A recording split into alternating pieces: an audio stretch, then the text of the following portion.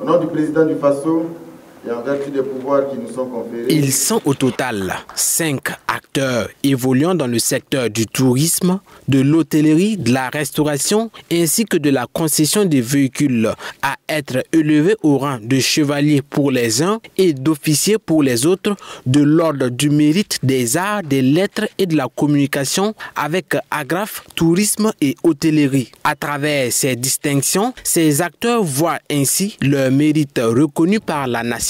Animés d'un sentiment de joie, les récipiendaires traduisent leur gratitude. Un sentiment de joie, de fierté, que toute la nation reconnaisse vos mérites, c'est une fierté. Et je voudrais dire merci à l'association, à toutes ces autorités qui ont vu en nous des gens qui méritent d'être récompensés.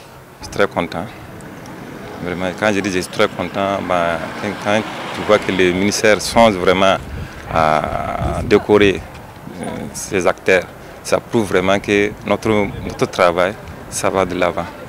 On remercie notre ministère tutelle, le gouvernement, les autorités, sans oublier aussi, surtout, notre fondateur de la FOPATB. Vraiment, je remercie mes amis guides, vraiment, qui ont fourni des efforts de plus pour qu'on puisse, quel que soit Alpha, pour que nous puissions avancer.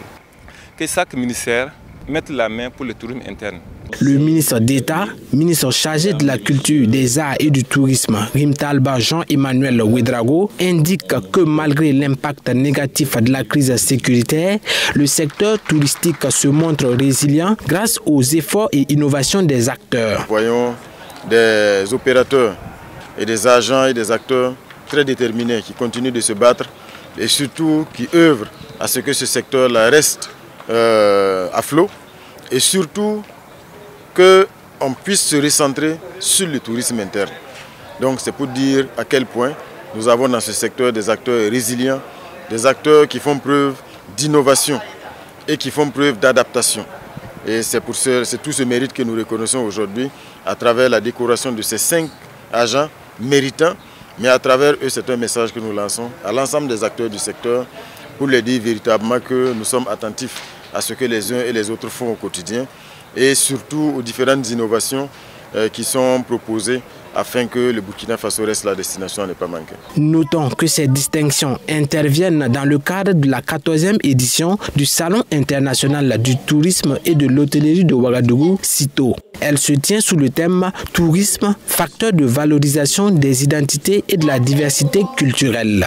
C'est pourquoi nous écrivons ce slam si infini. La patrie ou la mort, nous vaincrons. Merci.